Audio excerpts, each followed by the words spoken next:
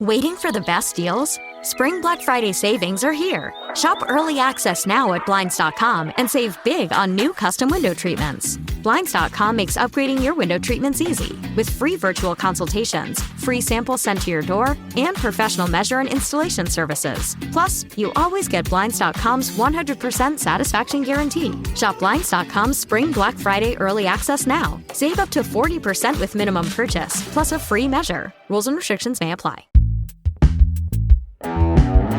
Today on CityCast Boise, Bernie Sanders and AOC brought a political jolt to Nampa with a rally that made national headlines and drew an enormous crowd. Mayor McLean is defying state pressure to remove pride flags from City Hall, and Micron is making moves too, quietly deleting DEI language from their website. It's Friday, April 18th. I'm Lindsay Van Allen, and this is what Boise's talking about. Happy Friday, everyone. And joining me today is political scientist Charlie Hunt, because there's a lot of political and political adjacent things happening per usual in Boise. So thank you so much for being here, Charlie. Happy to be here as always. Kind of the headline story of the week was the Bernie Sanders and AOC rally in Nampa on Monday, so very beginning of the week. And it has been officially labeled as the second biggest political rally in the state after Obama's rally in 2008. So that seems pretty groundbreaking. Did you get a chance to attend that rally? Or if so, or if not, I'm curious your thoughts on it. I didn't get a chance to go. I know a lot of my students did, and a lot of other folks in my community. You know, on the one hand, you might say, oh, it's surprising that folks like Bernie and AOC, who are, I think pretty, farther on the left end of the spectrum, could get a turnout like that in a place like Idaho. I know that's something they addressed at the rally and that they talked about as far as like why they came to Idaho. But I also think there's, I think folks in the center and center left in Idaho are sort of in a place where they really feel like they're in the minority. They are in the minority. And so you're looking for folks, whether they're local or national, who are going to speak your language, who are going to talk about the kinds of issues that you want talked about and that maybe aren't being talked about in the state legislature. And so having these kind of political superstars of the left like Bernie and AOC come out, I think, especially over the past 3 months between the legislative session and the first part of the Trump administration, maybe it's kind of like a shot in the arm for liberals in the state, maybe a little ray of hope. Most of my life, I've lived in Idaho, but for a small part of my life, I lived in Montana. And living in these kind of far-flung, more rural areas, there is kind of this hunger for acknowledgement that we matter, that we exist, that, we do exist, whether, wherever you fall on the political spectrum in these highly red states that, during a presidential election, which way it's going to go. So no candidate is really politicking much here. And so it definitely seemed like there was this energy about this, about being acknowledged and about having your concerns at least acknowledged or addressed, even lightly at a rally. No, I think that's absolutely right. And I sort of wonder why more politicians on the left or the right don't do stuff like this, go into what we would traditionally say is unfriendly territory and try to make some hay and try to fire up the base and try to fire up folks who don't always have a lot to be fired up about politically. Because, we think of Idaho as a really red state. Obviously it is. Even if we're talking about the Treasure Valley broadly or Ada County, that's still a county that voted for Donald Trump, even if it wasn't by as much as other counties. But it sort of speaks to this idea that even really red states, get 20 or 30% or 35% of the vote for Democrats, right, in statewide elections. And even in places we think of as really blue, like where I grew up, Rhode Island or California, Vermont or something like that, Republicans consistently get 30, 35% of the vote. And it's important, right, from sort of a political science perspective, for folks in the political minority to feel representation of some kind and not feel as though they are just always going to be ignored. Like, if that's the case, then that's not good for representation. It's not good for our politics if it's just sort of majority rule all the time. And so I think it's really good, when liberal folks can come in and talk to to liberals in red states, or for, if Republicans wanted to do something like this, send some of their folks to some bigger cities and try to, fire up their own folks there. I actually think it's a good thing. I'm curious, as a political scientist, I mean, this news made national news. I personally made a video about it. It's one of my most viral videos ever, actually. And so many people are shocked about it. Like, this is Idaho. This is happening in Idaho. But I've seen it picked up. I've seen this news picked up by national sources talking about, like, look at what happened in Idaho. They also pulled a huge crowd in Montana. They also pulled a huge crowd in Utah. Do you think this might change the perspective a little bit, that if you want to make big news, go to Idaho, have a huge rally in Idaho in a really red state. If you're a Democrat, that might be a great way to get some easy headlines. Exactly. I think it plays nicely into some of what we know about the modern media environment, which is sort of playing on surprise and shock and shows of strength and shows of resistance, at least from the left side of the equation. I think one of the reasons people were really fired up about this, why this resonated with people even outside of Idaho, was that it was kind of a show of strength. It was a show of resistance. It was kind of going right up against and protesting what has been going on from the Trump administration in the last few months. And it was a sign of life, right? I think particularly Democrats have been looking for signs of life from their leaders over the past few months. And they are finding some in these, two non-traditional politicians who clearly know how to talk to a crowd, clearly know how to convey through their speeches and through their actions that they are really pissed off too. And that is a very potent mixture when we're talking about the media or when we're talking about regular voters, seeing elected officials actually pushing back and taking action against what they see to be unjust policies. Well, and some of the first speakers, I mean, Bernie and AOC were not the only speakers at the rally. There were local politicians, local union leaders. There were healthcare providers from the Idaho Coalition for Safe Healthcare. Do you think that there could be a trickle-down effect where when these headliners, these big national names come, it can actually add momentum to political movements already happening within the state? I think it could. I mean, when you have some of these opening speakers, I know my representative, Todd Achilles, who's been more active in the legislature this year as a new legislator, he seems to be sort of trying to build more of a statewide profile and trying to get a foothold and show some leadership on the left. And I think when you can attach yourself to folks like Bernie and AOC, who are, at least on the left, very popular politicians, very well-known politicians. It can often be really tough for state legislators, even if they're really good at their jobs, and local representatives, even if they're really good at their jobs, to get a foothold, to get name recognition, even in their communities. And so if you can sort of attach yourself to folks like Bernie and AOC, that can give you that foothold. Of course, it also comes with potential drawbacks. If you're trying to build a statewide profile and you're just associated as the person who's, hanging out with Bernie and AOC, maybe that's not going to necessarily work as well in Idaho, or could come with some drawbacks politically.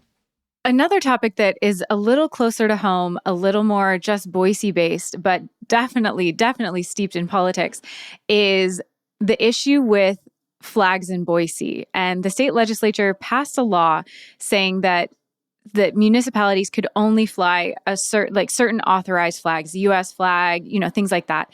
And Boise City Hall flies an American flag, but they also fly the inclusive pride flag. Now in this law, there is not a mechanism of enforcement. So a lot of times with bills, there will be things like, if you don't follow it, this, and this will happen, or it's this kind of a crime that will be defined. That wasn't defined in this law. But so far, the mayor of Boise, Mayor McLean, has said that she will not be taking down the flag. I'm really curious, what is your insight into this, or what does this speak to within the politics of the state house and now our city of Boise? I mean, I think this is sort of on a much more local level, a version of folks sort of using what power they do have to try to push back. I'm not sure how this is going to play out from like a legal perspective. Like you said, there's no mechanism within the bill for enforcement. On the other hand, and even earlier comments that Representative Scott had made indicated that folks should quote, self-enforced, and that penalties could be added later on. I don't know what that means for Boise and for the mayor's office legally in the meantime. So I wouldn't want to speculate on that. But I mean, I think this was intended to be provocative. I don't think that this was an action taken, or rather not taken, as a way, thinking that no one was going to mind or no one was going to care. I think in some ways it is an act of defiance, sort of meant to sort of draw attention to this controversial piece of legislation that passed, and maybe asking questions about why the state legislature was spending time on it to begin with. Well, and it's become such a hot button issue that the Attorney General has weighed in, and he wrote a letter to the mayor of Boise acknowledging that there's not currently an enforcement mechanism, but sort of throwing his weight around to try to see if he can get some traction on this, potentially get this flag taken down. I do think it's very interesting. Raul Labrador is our Attorney General, and he said, quote, "However, as elected officials, we have a duty to comply with the laws of the land," end quote. This is my own personal opinion. I'm not sure I'm interested in being lectured about following the laws of the land by somebody I'm pretty sure voted for a felon for our president. So I'm just saying, personally, for me personally, that's a hypocrisy I can't get over. Well, it's interesting, Lindsay, because speaking of our felon president, what the Attorney General has suggested recently, which is, he said he'd spoken to Idaho lawmakers about taking legislative action to deny tax revenue and other appropriations to places like Boise that were not following this.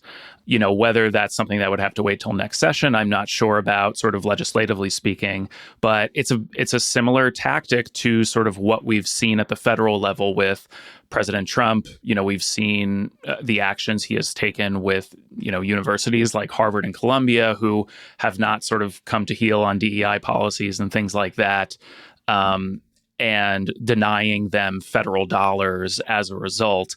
I mean, obviously, it's different in a lot of ways in terms of the appropriations process, but it is an interesting way of what we call federalism happening, right?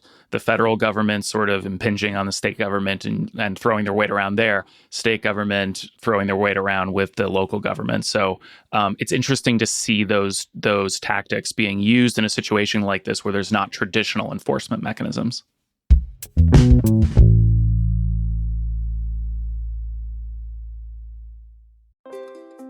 Hi, I'm David Plotz, the CEO of CityCast. We've all set health goals: lose weight, exercise more, eat better. But without a plan, those goals often fade. That may have happened to you. It has definitely happened to me. And that's where Prolon comes in. Prolon's 5-day fasting mimicking diet gives you a science-backed, structured approach to stay on track and see real results. And now Prolon is upping their game with the new next-gen 5-day program, delivering the same science-backed benefits in a cleaner, more convenient, and more flavorful format. Prolon is a plant-based nutrition program featuring soups, snacks, and beverages designed to nourish the body while keeping it in a fasting state, triggering cellular rejuvenation and renewal. Next Gen builds on the original Prolon with 100% organic soups and teas, a richer taste, and ready-to-eat meals.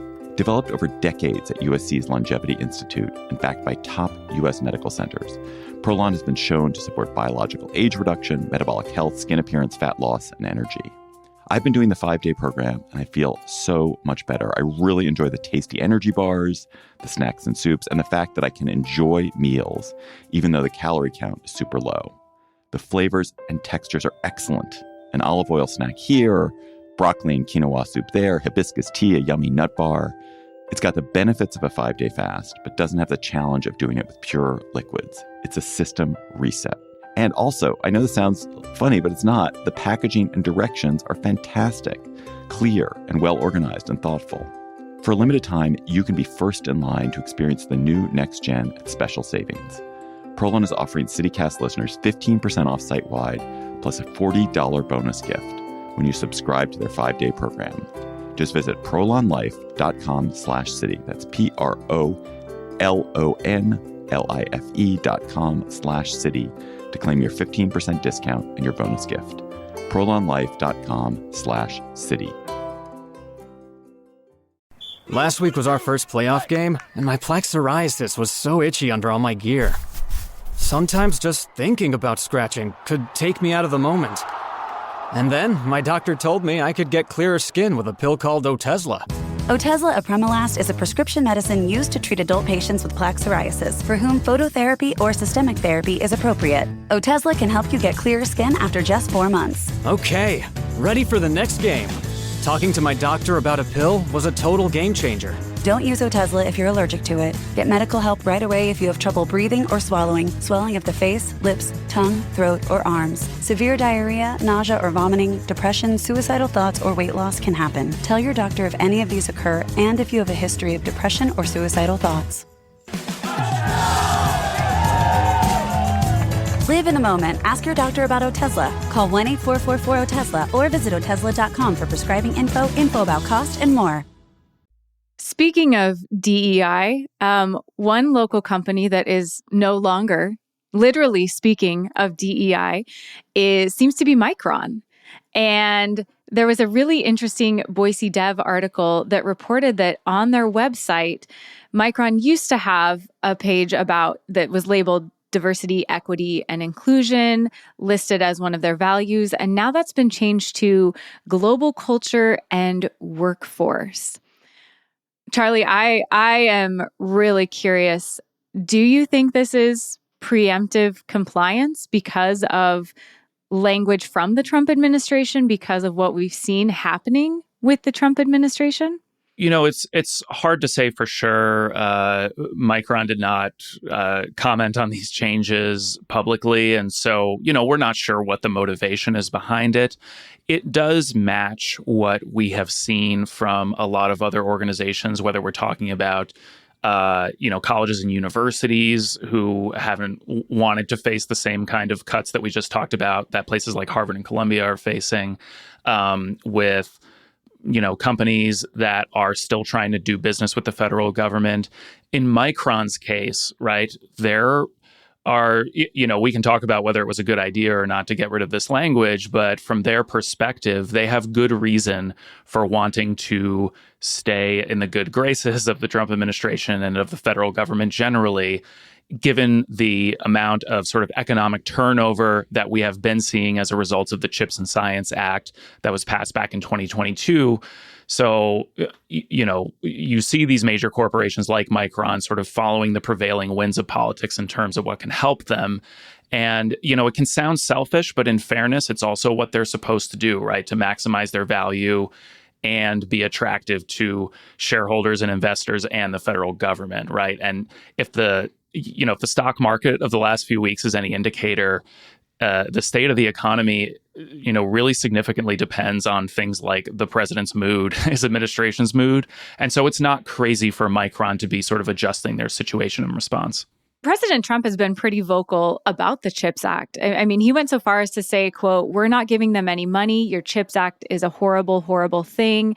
We gave them hundreds of billions of dollars. It doesn't mean a thing. They don't spend it," end quote. And so I'm sure there's a little anxiety, more than a little anxiety on their part about what that could mean for funding, because they've committed to making investments in New York State, in Boise, and those require federal grants that, at least according to the Boise Dev article, have not fully been paid out at this point. There has been some forward money that they got, but the entire grants have not been paid out at this point, right? Right. And so there is, I think Micron is probably knows and understands that there is still damage that could be done, right? The money is not all out the door. And so maintaining this relationship is important. And, you see them talk about it this way. Micron really loves to talk about CHIPS as a bipartisan piece of legislation, which it was. Now, for example, Idaho's congressional delegation was split. In the case of the Senate, Risch and Crapo both voted no and have sort of voiced support for the president, but have also made sort of qualified statements that it had to come with continuing to support semiconductor manufacturing in America. You know, they understand that Micron is in their home state, right? That they are not blind to this. And so they are trying to walk a fine line here between supporting the president, who is in their party, but also wanting to not totally screw over Micron here and not leave them hanging out to dry, because this is going to be a really important driver of Idaho's economy over the next decade. And it seems like the House Republicans are really waiting on President Trump's fiscal year 2026 information and to see if that will be a priority. Have our legislators, are they just kind of keeping their heads down with this, or have they gone public at all or tried to advocate for Micron or chips? As far as I know, Representatives Simpson and Fulcher in the House, their response hasn't been clear. I think there is something to be said. I mean, similar to Micron, like keeping your powder dry here, not wanting to sort of attract too much attention of the president. I mean, it's been interesting because, you know, we've had all this mess with tariffs over the past few weeks.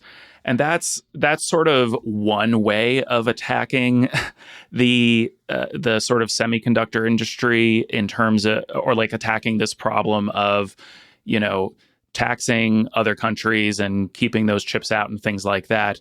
Whereas the CHIPS Act was sort of a direct sort of investment on the supply of chips in America, right? And so that's a way of sort of attacking it from the home front. And so, you know, you could see a version of this that actually fits in with what President Trump has been saying he's been trying to do. But I do think probably our delegation and other folks and Micron understand that this is just sort of, you know, something he's got in his teeth because he's really hung up about the fact that Joe Biden signed this legislation. I mean, I think in some ways it could be as simple as that. I mean, Micron, it's Boise based. But this is an international company. They sell their products internationally. Like, from your view as a political scientist, is there concern that they look like they're complying with President Trump and that might create some issues for them on a worldwide scale where Trump is not in charge, where his agenda on DEI is not at play as much? That's a good question. I mean, I could imagine it having some impact with sort of certain subsets of the public.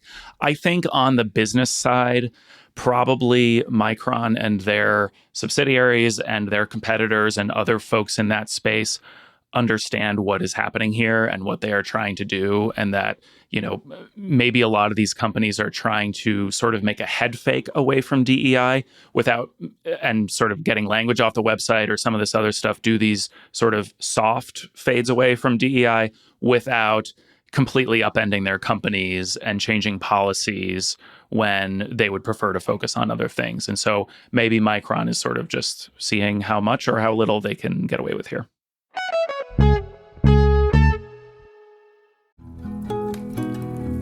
Campfire season's back, and that means s'mores. But when you're at home treating yourself, take them over ice with Dunkin' S'mores Cold Brew Concentrate. And suddenly you're always treating yourself. The home with Dunkin' is where you want to be. Click or tap the banner to shop now. Okay, that was a lot of information. Thank you so much for letting me pick your brain and go through some of the details about that. So now let's get into something a little more fun, a little lighter. What is your pick of the week? So, Lindsay, I don't know how many CityCast Boise listeners count themselves as runners, but for those who are, or for those who are curious about the idea of participating in a race, I've got a really good one for you coming up in May. So for the past few years, I've been a participant in the Boise River Marathon. It's happening on Saturday, May 3rd, so just a couple of weeks away. And I should clarify that it's not just a marathon. There's also a half marathon, which is what I typically run. I did a marathon once and it did not go well, and I'm not ever doing it again. So I'm a half guy these days. But there's also a 10K and a 5K. So whatever your running capacity is. But I really love this race because the vast majority of it takes place right on the Greenbelt. So you get to really experience the Greenbelt, a lot of it, in a way that you don't typically get to. So I'm pretty excited about my half marathon, but as far as I know, there are still slots available in all of the races. So there's still time to sign up. That sounds like so much fun. I mean, I'm not a runner. Does it actually? It doesn't sound fun for me, but I have friends who are runners and they love it. And I love that for them. And we actually just did an interview with the Boise Running Club. And nice. I almost was persuaded. My mind is opened a little bit. So how are you prepping for this? Like what phase of prep are you in? It sounds like it's coming up pretty quickly. It is. I mean, as usual, I started training way too late. So I'm trying to get as many miles under my belt before Saturday the 3rd as I can without totally overworking myself. But I'm also not like going for a personal record or anything. This is just sort of something I do for fun. So, Lindsay, if I am trying to, I gather that your pick of the week is more food based. Absolutely. If I'm trying to carb load before this race, what should I be eating? I've got the food for you. So for anyone who doesn't know, I was raised LDS or Mormon and spent a chunk of my adulthood being LDS or Mormon. And one thing about that culture that I like to hold on to is some of the food. And one of my most favorite Mormon foods that I probably will love my whole life is cheesy potatoes or funeral potatoes. And Mormon food is not necessarily known for being healthy. We're going for joy. You can't wear tank tops. You can't have coffee. You can't, do some of these other things. So you find your joy in food. And so you get really, really good at making dopamine heavy food. And so for Easter, I like to lean into this, and I'm going to be making a giant pan of cheesy potatoes. I mean, it sounds incredible. It's mixing, two of the world's great foods, cheese and potatoes. How are we going about making this dish? Is it like a casserole kind of thing? Is it individual potatoes? What is the process we're looking at? Oh, yeah. No, okay. I'll link the recipe in the show notes for anyone who's interested in Lindsay's Mormon upbringing, cheesy potatoes for Easter. But you get hash browns. And so you start with the hash browns. Always a good start. Whole bunch of Velveeta, like chunk Velveeta. You could do cream of chicken soup. You do sour cream. It's very cheesy, very, very creamy.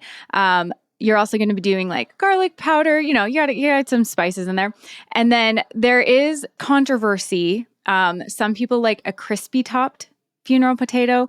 I prefer to just let the cheese get really brown and bubbly, and a little bit of the hash browns get a little crunchy. So I don't put like I don't put like cornflakes or anything on mine. Oh, interesting. Okay. Yeah, there is some difference of opinions on how the toppings for the cheesy potato should go. This sounds like a good post-race reward for me, actually. So I will have to get up that recipe and make some after. I can't have them before the race. Otherwise, they will like literally be funeral potatoes for me. So yeah, no, we don't want you crashing out in the race. But afterward, I can just make sure there's a like hot pan of cheesy potatoes for you. That's the way to do it.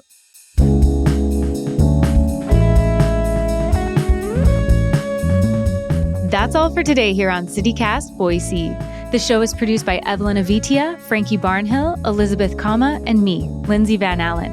Blake Hunter writes our Hey Boise newsletter, and our theme music is by Up Is the Down Is the, with additional music from All the Kimonos, Wendy Marcini, and from Triple Scoop Music via Getty Images. We'll be back on Monday with another great local story. Catch you then.